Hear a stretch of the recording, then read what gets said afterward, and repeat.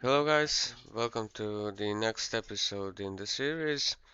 So in this episode the goal will be to actually add the editing functionality to our app. So when we click on the description here so that we can edit the items. Let's start off by copying the last project and let's make it episode 5. And let's start our clean solution. Always delete all the bin and OBU folders before making a new one, which means the first initial build will take more time, but that's fine. Okay, so first of all, where do we start? We start at the, let me check. So I have the episode goal here. So first off, on add and edit page we are missing colors from styles.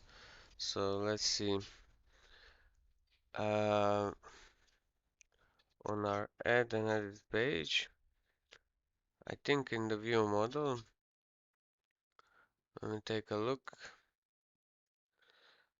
We are using some hard-coded values for black and red. So instead of using hard-coded value, let's add some keys in here. Let's make it text black, and this one is text error, and this one will be color black, and this one will be color red. Okay, so how do we use the resources in the code? So what you would usually do is app.current.resources, and then in the dictionary you would say your name, like text black, and then cast this to the color. But I don't like writing so much code each time. We could make our own method all in the app class to make this easier for us. So let's make a public static color, and let's call it get color, and let's make it so that current dot resources of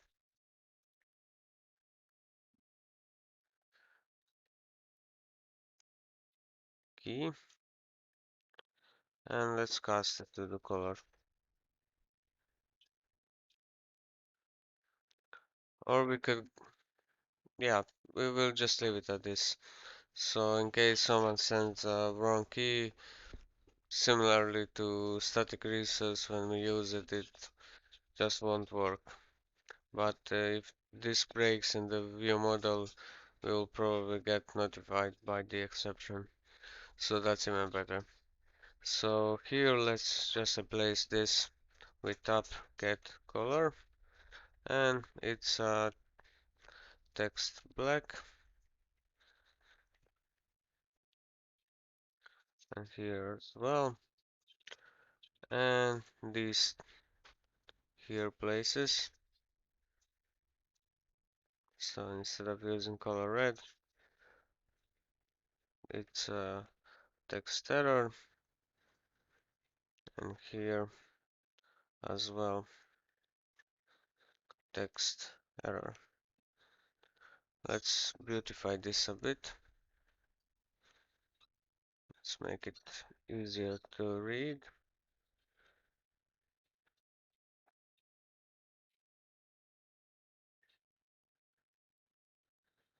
And let's run our application to see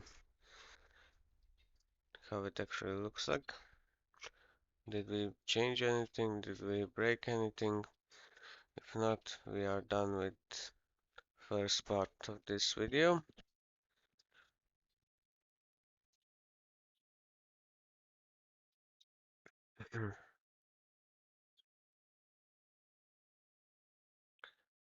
Okay, should be any second now. It's building from the scratch because every time I make a new episode, I remove everything. I clean up the projects and zip the code so I can share the code with you.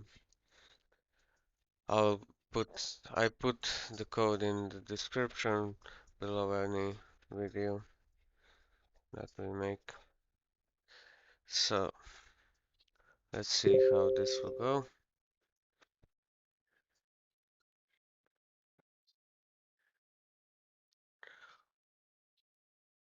Mm,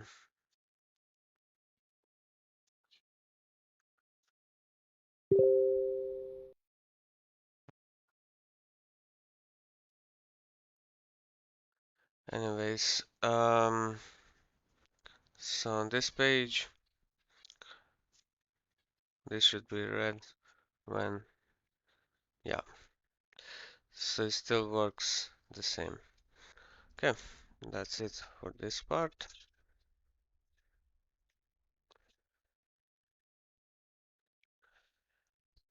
Give me a second. So let's continue.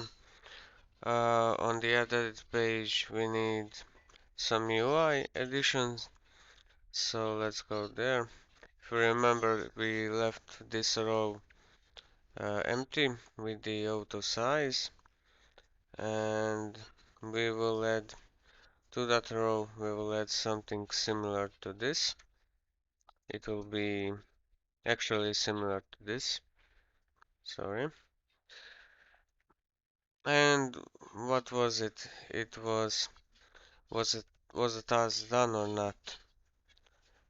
And we will need a stack layout with orientation horizontal, and we want this label in there. We want it to be on the grid.row 3.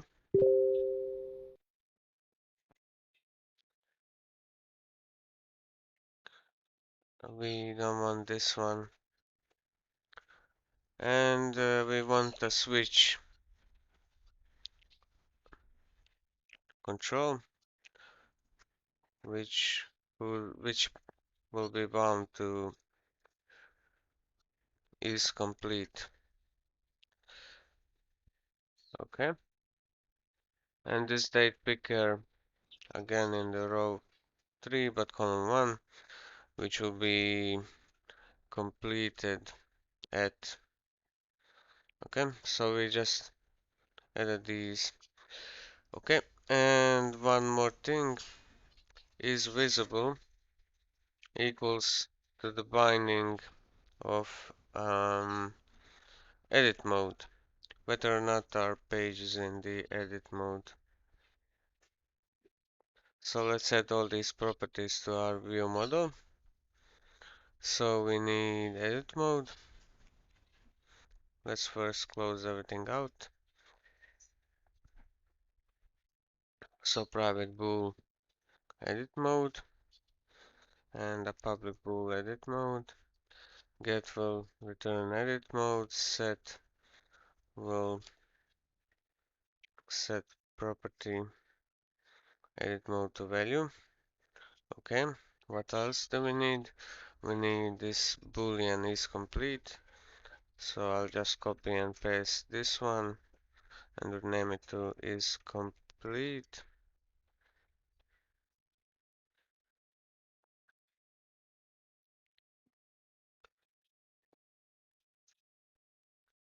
Okay, and they completed that. Where is it completed at? We will copy some datetime like this one for this.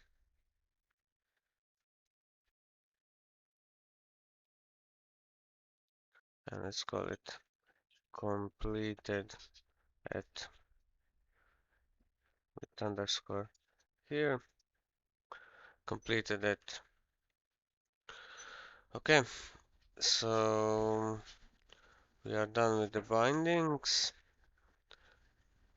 and let's now see how should we enter this page and edit, enable the edit mode. So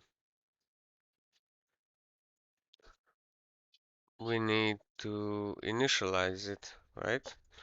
But first off, we need to navigate to it. And there is no edit command yet, so let's edit.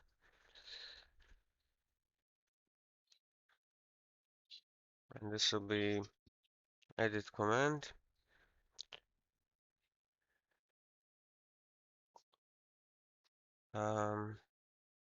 Edit command will be new async command, which will just take a string of the task ID, and edit command execute will be the name of the command method.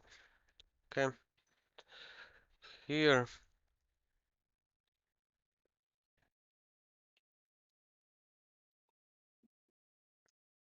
and let's put it between these two. Okay,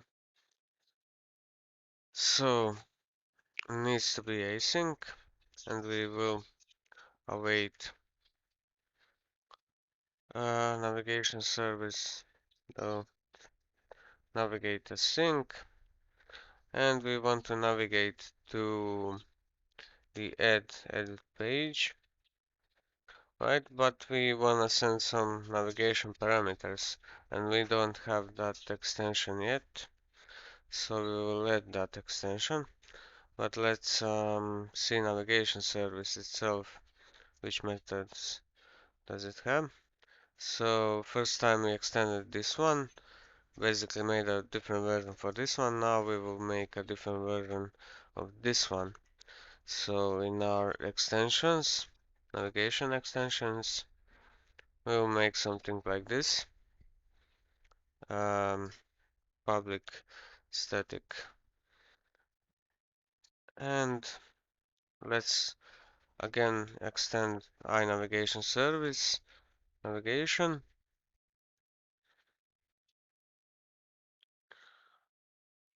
And let's copy and paste this code, except this time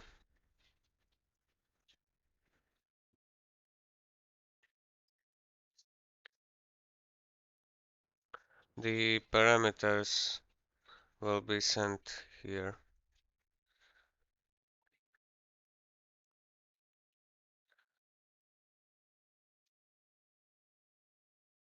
And let's say where the page is page.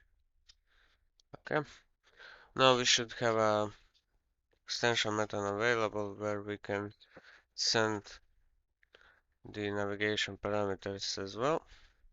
So let's make new navigation parameters, and this is usually a key value pair. So if you ever use the dictionary in C Sharp, you know the syntax is somewhere something like this. But we don't wanna use just random strings, so we will define on the project level a class called keys in general, but that will be our file name.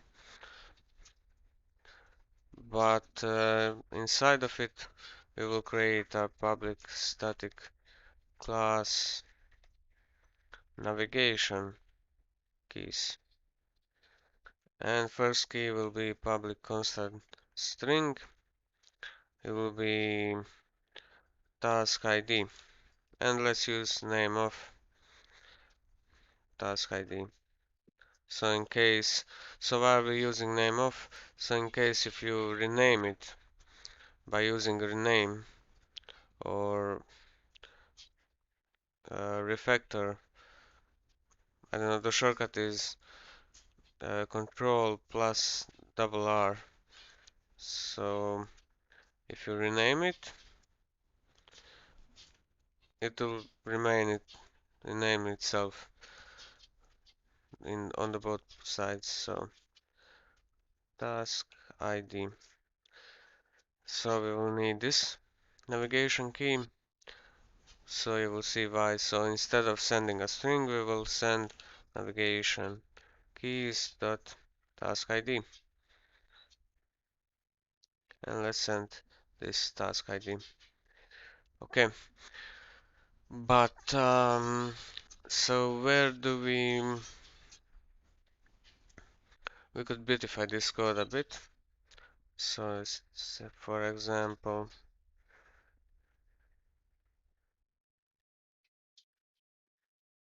we could remove async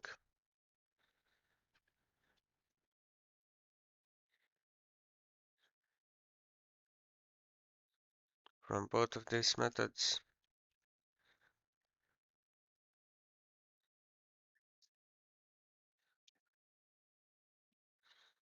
Okay, so where do we bind the edit command? Well, we need the main page. And where is the item? So we want it to be to edit to work when the user actually presses the description of the item or anything in the area of the description.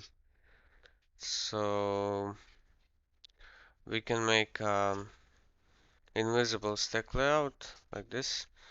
Stack layout, and let's say grid.row is equal to 1.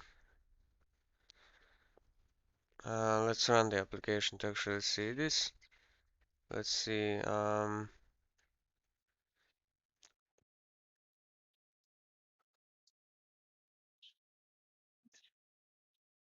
Let's run the application.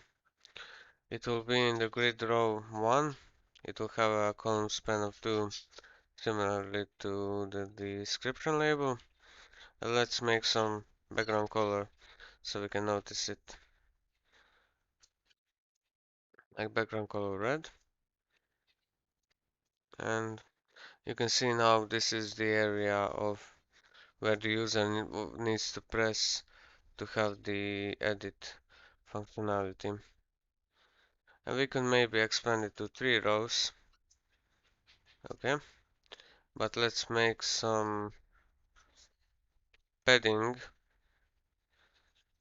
left, top, right, and bottom. We need the right padding. Let's put it to 50 or something. Left, top, right. Let's try out with margin.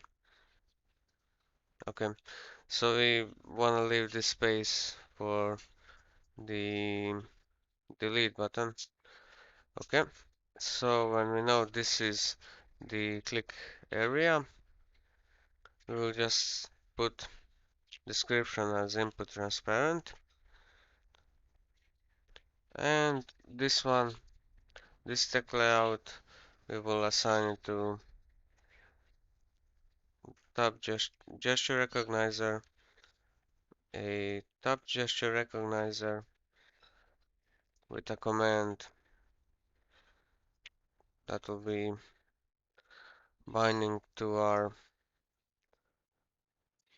we'll copy the delete from the delete, this tab gesture recognizer, so we'll use this, but instead of the delete command, it will be edit command, and it will use task ID.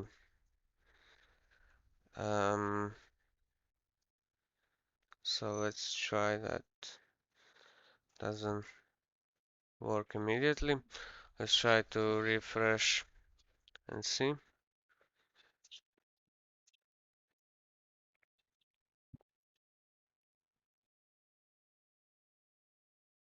Let's see if our item actually has the ID property it does. Okay.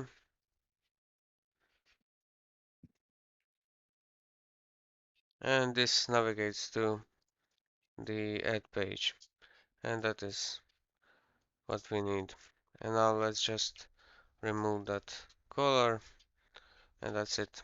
That's how we can now click on item to edit it. Okay, that's pretty nice. Let's see now what's next.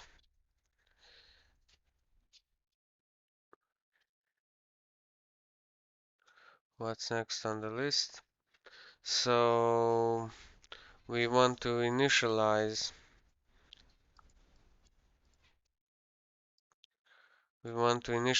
the add an edit page UI.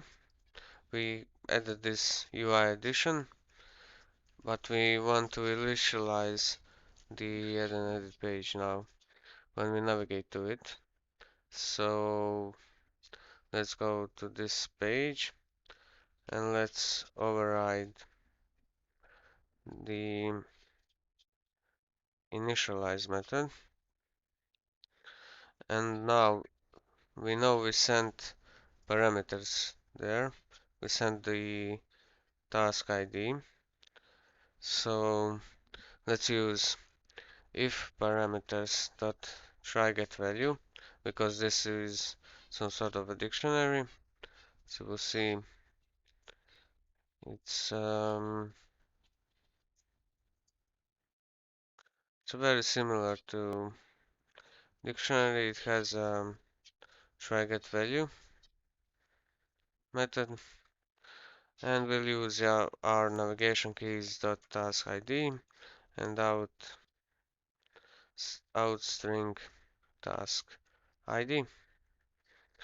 So if this is true, we are in the edit mode, because when we navigate from the add page, we don't send any parameters in. Okay, so title now can be set here in the initialize method, and we can change it now to edit task when it's editing, and create a new task when it's creating a new task. What else can we do? Our edit mode is now equal to true.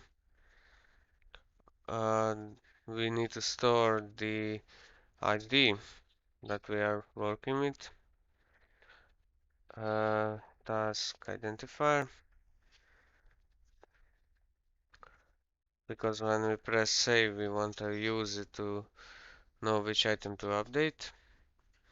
And we want to fill the UI with the data from the database for this task ID. So we'll use realm service dot get data no.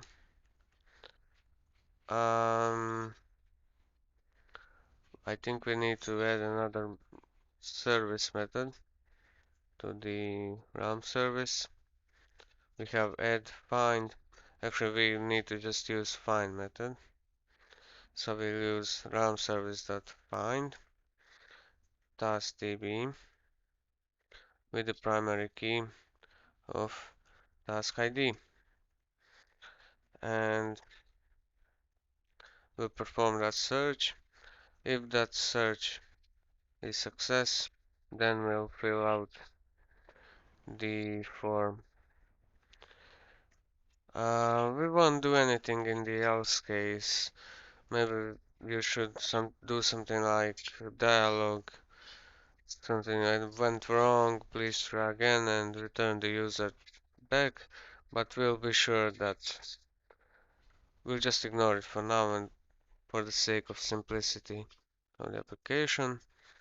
And now let's say var new task equals search.data,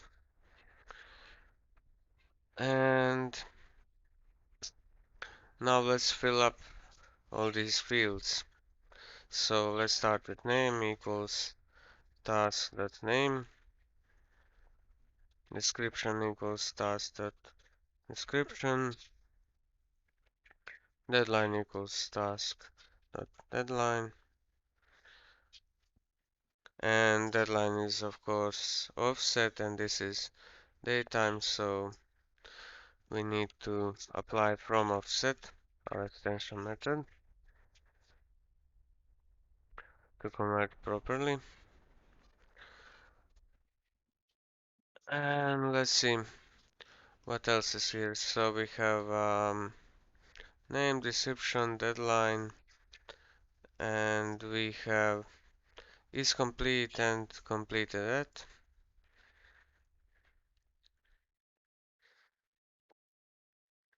And completed at equals task dot completed at. Okay, so if this has value, then we'll take task dot completed at dot value from offset. Otherwise, let's just take a daytime today. Okay, so now this should give us a edit page with data which we can use to see uh, we should now be able to see data from each item that we enter to edit page. Okay, so this is working. We still don't have the save implemented, so we don't touch that just yet. But next thing I wanna do, I wanna make a trigger for this. So if it is done, let's then enable the this box here only in the case when the task is done. So I'll show you how to do that. So we do that in XAML, and we need to um, Google Xamarin data triggers or triggers. So what we want to achieve is when this switch is toggled, we want to affect this date picker and change its is enabled property. So is enabled. We want to make it true or false based on the value of the switch. Okay. And what we want is actually data triggers. So let's copy one of these data triggers and let's see. So what does this do? So this one is bound to this entry, to its text, and when the text has a value of 0, then this button is enabled is false. So we want to implement something similar in our project. So we will say for our date picker, sorry, for a date picker, we wanna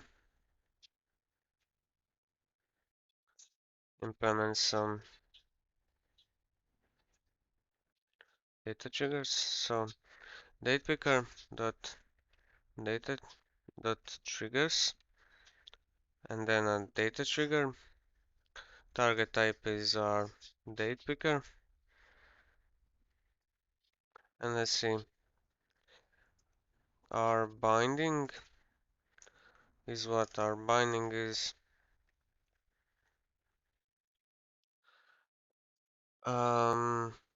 Source is this switch. So let's name this switch. Done switch.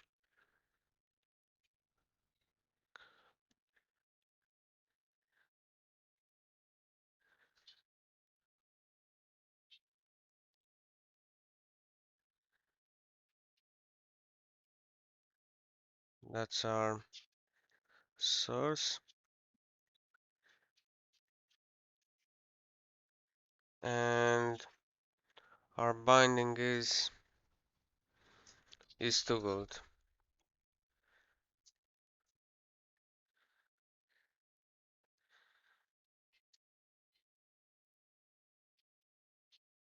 Okay, let me check if I... Oh, I'm missing the binding.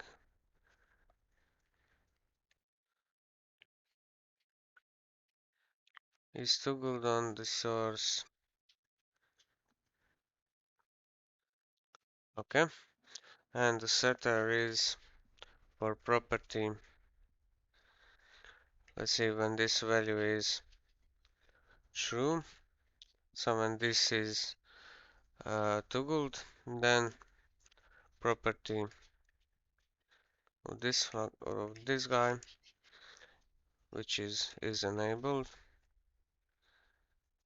Property is enabled.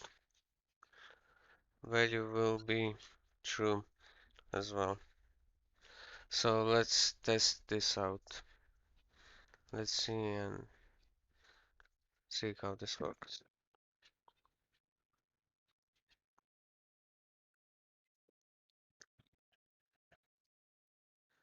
Okay. So now it's disabled, and when we press the switch, it gets enabled back in. So that's fine. Alright. So what's next? We initialized this page, but we now need to save it and send the event that it's actually saved. So here is our initialization. And let's now see how we should save this.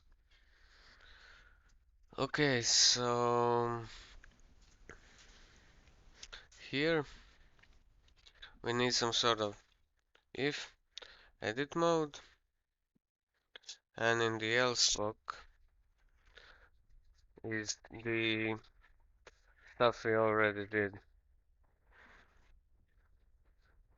We will be sending event for both cases, and we'll have task identifier for both cases.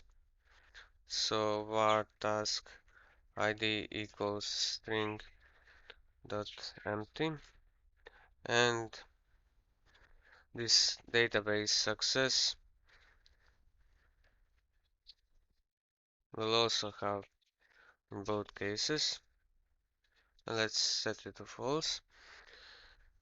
Okay, so here the task ID is this, and in the edit mode the task ID is the task ID we saved. Here let's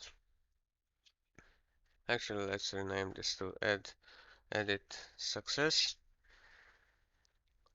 And in both cases we will send this event. Okay, and this is edit will be now edit mode. So how do we now update the item in database? We know the validation is fine, so we just need to save the item. Okay, so this says unnecessary assignment.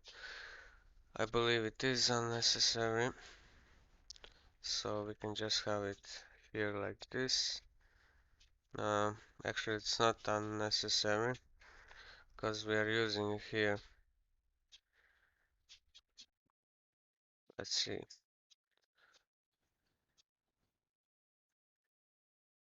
Okay, maybe this assignment is unnecessary, but never mind. Um, Anyways, so we wanna try to run service dot update. So the task with the primary key, we wanna use this update transaction, and we wanna say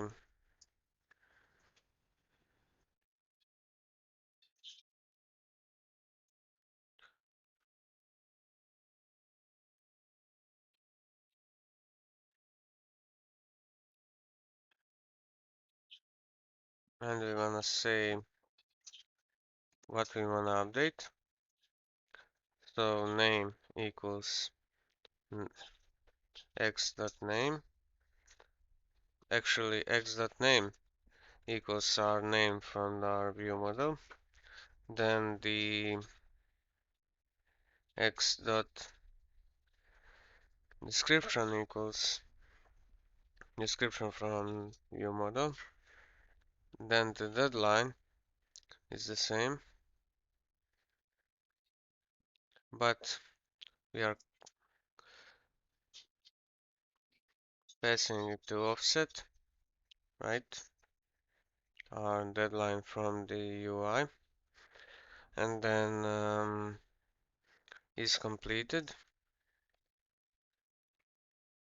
We have is complete on the UI now, and completed that equals let's say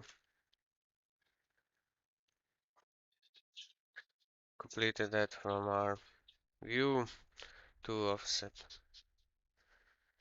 Okay, this should edit the item now in the database properly, but we do notify the main page, but now we need to actually implement this part here. When the event is fired, we need to update that UI item properly. So we did save, we are done with the add and edit page. Now we just need to edit the item on the menu model, and our item needs to show it. Our task UI needs to be aware, needs to actually show its awareness to the Xamarin of its properties. So our task UI needs to have bindable base to have these properties change on the UI with onProperty change call. Okay, so let's see what happens when its data is added. Um, Let me just pause for a second. Okay, so let's see how will we add the item that's already on the UI. So first of all, let's find the item in the same way as here.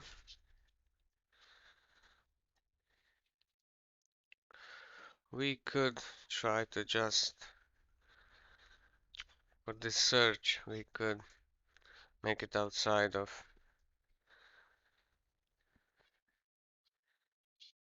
both of these, and of course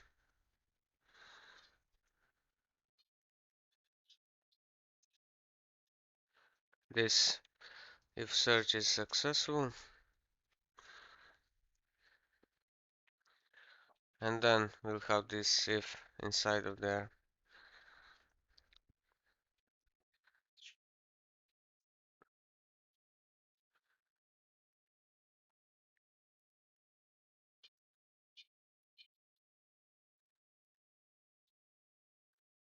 Okay, let me just check all the parentheses.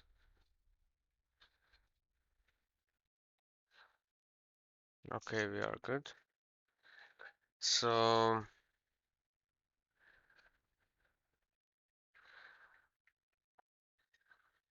What needs to happen here differently is, uh, well, we need to find the item from items. The first item, which ID equals to taskdb dot id, right? So, or data dot task ID, it should be the same, needs to be the same, and that's task UI, and then task UI dot name needs to update to taskdb dot name, and task UI dot description needs to be taskdb dot description, and so on. It's completed. Deadline. Okay, so IntelliCode is working pretty well here. Deadline is from offset, and let's see, is that all the properties we are showing? Yeah, and now we just need to make them um make these properties update in the to, in the in the list in the view. I will show you what I mean. So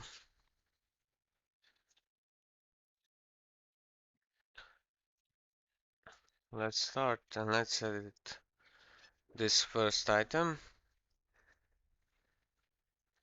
1, 2, 3. Let's say done.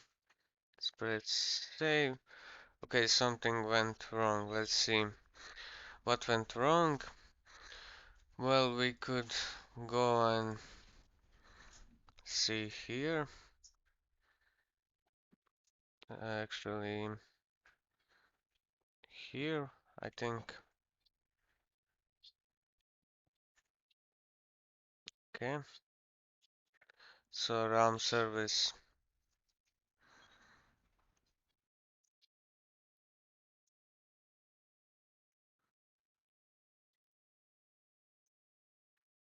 Okay, we never actually assigned this. Edit success equals RAM service update dot is success, right? Now this should work proper. Let's see now.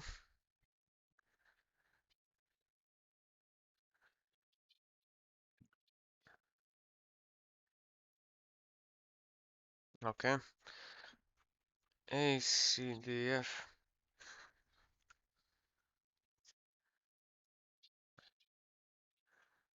Let's save.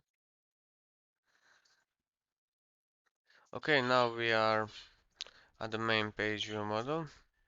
Our search is successful for the item in the database, and our task UI is there. But when we change these properties, they will all be proper now. But as you will see, nothing happens in the UI, and that is because our task UI item does not have does not implement on property change for each of these properties. So now let's type it out fast. Private string name. This one will be with get to return the name, set to set property name to value, private string description. IntelliCode will hopefully help us with this. Yes. Okay, now private uh, daytime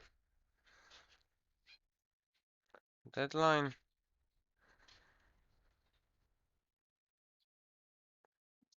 Get deadline, set property nice, and private bool com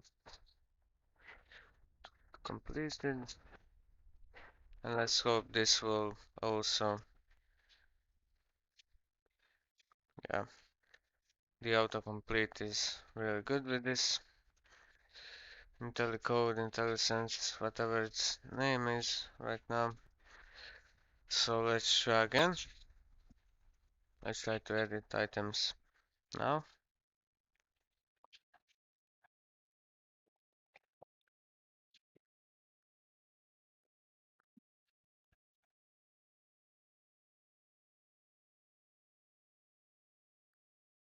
Let's remove the 1, 2, 3 and save. Okay, as you can see, now it's actually working. See? And when we uncheck the done, the icon for the done is also disappearing. Let's check the dates. Okay,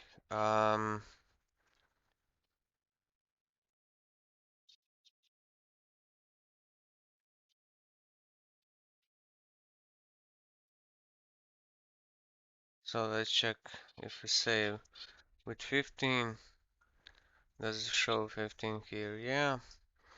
If it's, let's say, May 12th, May 12th, that's nice. So everything works as expected.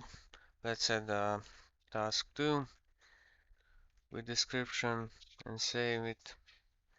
Let's now edit this one, and the icon is showing that it's done. Okay, um, that's basically it what I planned for this episode.